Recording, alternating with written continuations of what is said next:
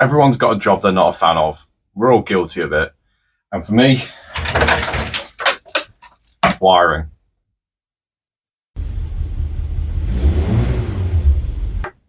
So I've got a bit of history with this wiring loom, mainly because the first time I actually put it back into the Cortina, kind of set it on fire, which is not ideal, really. Not for the wiring loom and not for your confidence either. So I had to make a new wiring loom. So I've been through all this before, and I'll show you what the original wiring loom diagram looks like. And to be honest with you, it just sends me cross-eyed, trying to figure out where any of these lines go without losing your position, because what they did is really helpful, that they kept everything black and overline and everything else. So I struggled with figuring out what wires go where, just basically how it all went together, because I just don't know. So the easiest thing for me was to scan it and then color it in. I did that on Microsoft Paint. You don't need anything fancy to do this. Literally just make it colorful, and that's what I came up with. And it was really helpful. And then as I started to work on the wiring loom, putting it all back together, I actually deleted different lines. So I took that original loom diagram and just made one for the headlights, one for the indicators, one for the accessories. Because particularly with the accessories, bit of a weakness, because one single white wire runs pretty much from the ignition coil all the way through the dashboard, feeding everything. There's no breaks. There was no fuses on the original loom. It's diabolical. It's mental. I can't believe this car hadn't set on fire years before I touched it and then set it on fire. And that's kind of where I got to. Like I say, there wasn't a fuse box originally. And the first version of Loom, it was better, but it needed work and it was a bit untidy. So when I went to fit that one, didn't set it on fire, but I just couldn't get anything to work. So I made this. This is like, the best way I can describe it is like a distribution board for a house. I'll show you what I mean. So this is the main loom. And as you can see, it's a little bit messy. One thing I definitely want to change is, for the entire loom, is move away from this grey tape, because I find that it's quite stiff. It's not very flexible. It looks a bit dog-eared at the ends.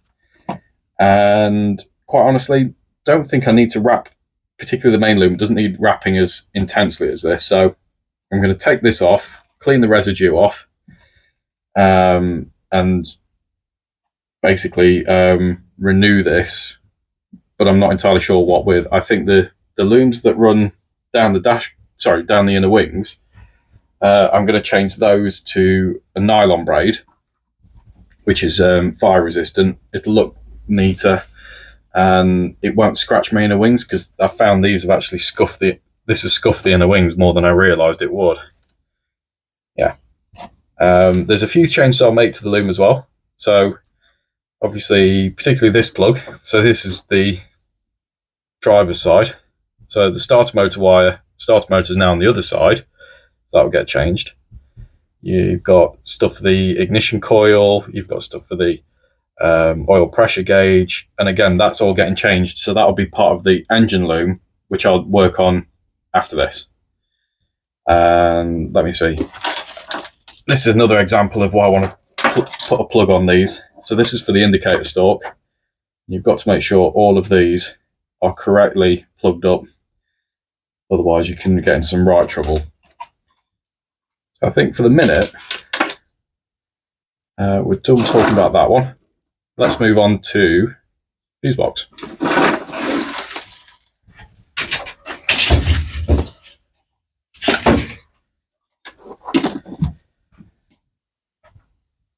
Now, when the Cortina left the factory back in '66, there was only ever one fuse on the entire wiring loom, and that was for the indicators, nothing else.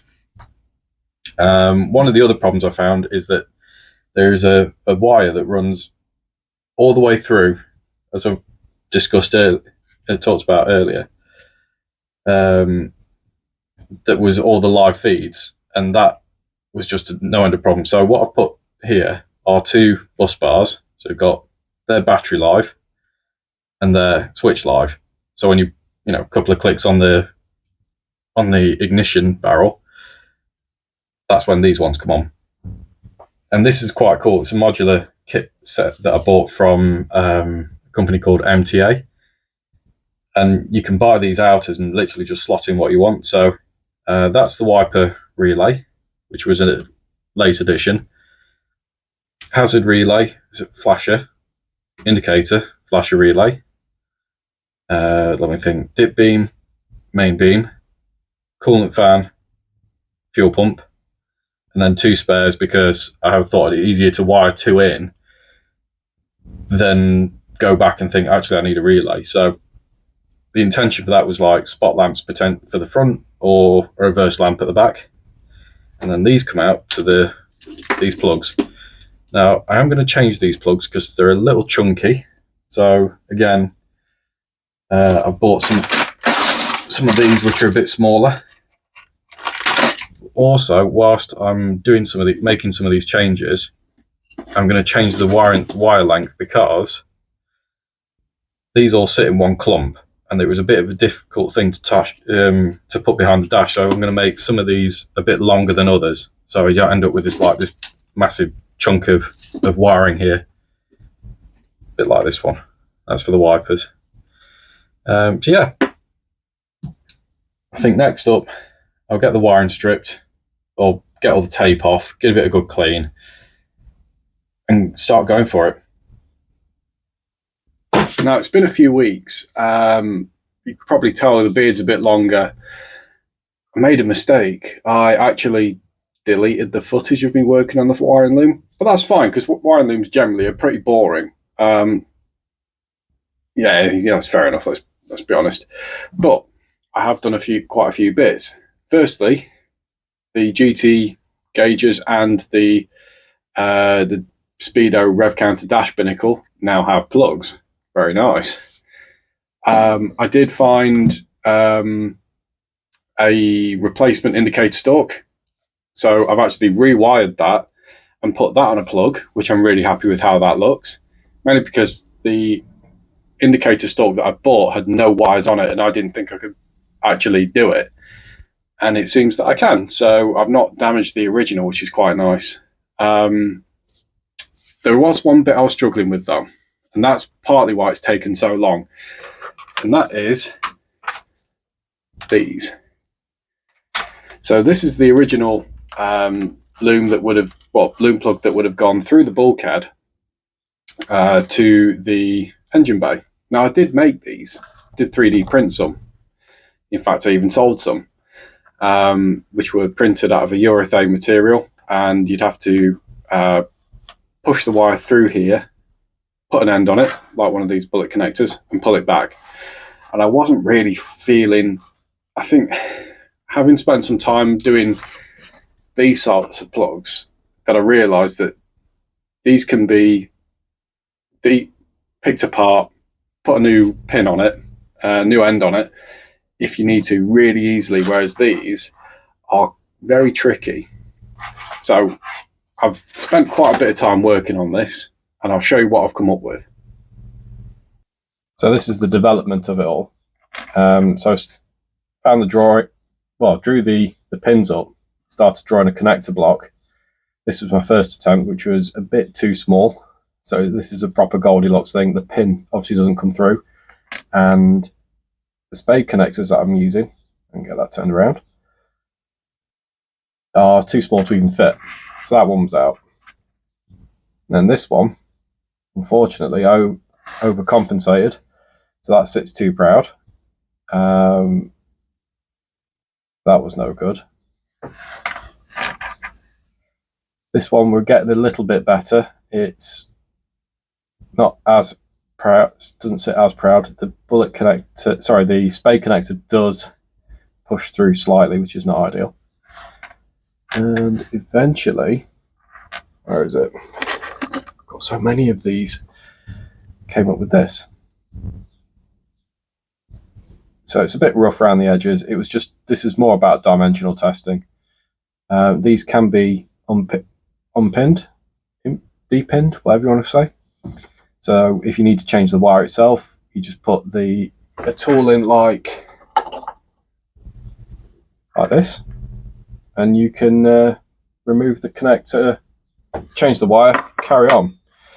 After a while, and that's with the male ones as well, so that one was only sticking out a little bit, and got it sorted, so now it sits correctly. And again, this can be unpicked and rewired. Problem you've got though, because you're passing the wire and the whole connector through the back, this style of plug doesn't work because you just don't get a seal. And it's taken me quite a while, and I've come up with a 3-part plug. So the engine bay plug is 2 pieces. I haven't got enough hands for this, but I'll show you so you can see the underneath.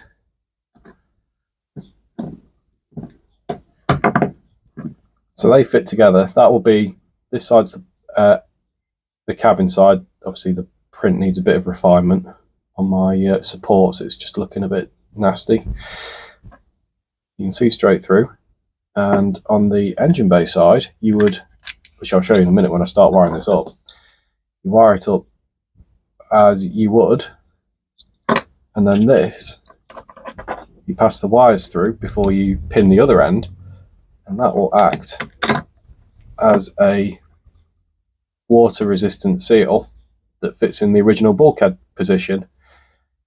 These are configurable, so as you can see, this one is for 8 pins, so this is going to carry all the headlight wiring. And where is it? This one, because I've got the starter motor and the alternator wiring, they're going to be spade connectors with wires that have the right diameter. Yeah. So let's get them pinned up, see what it looks like.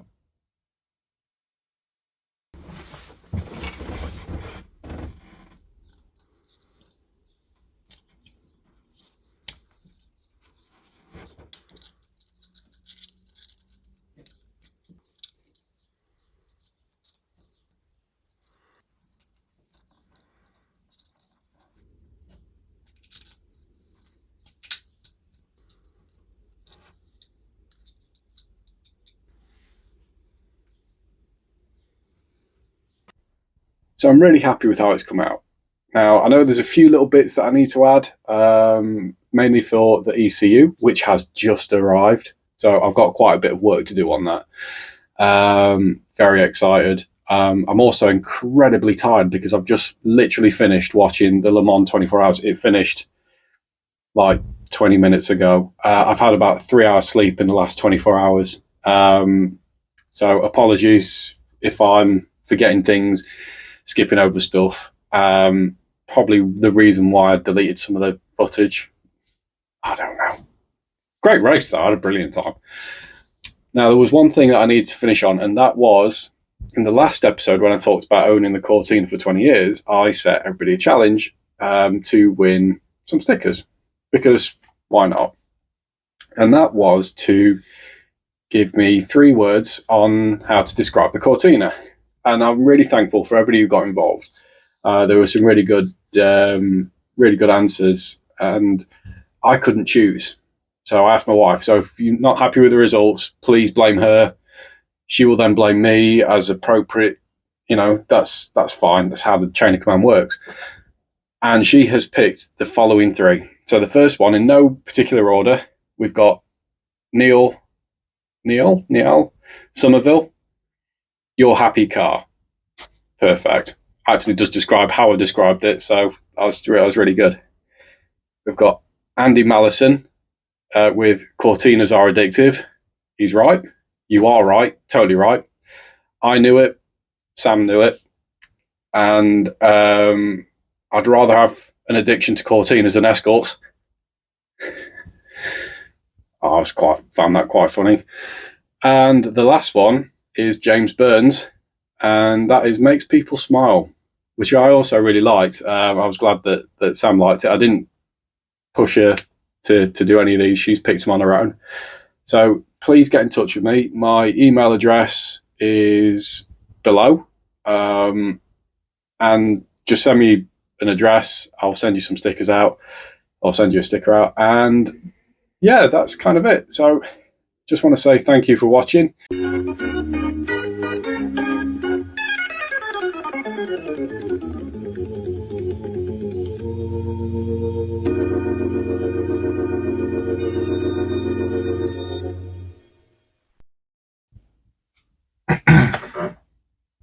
Everyone's got one of those jobs.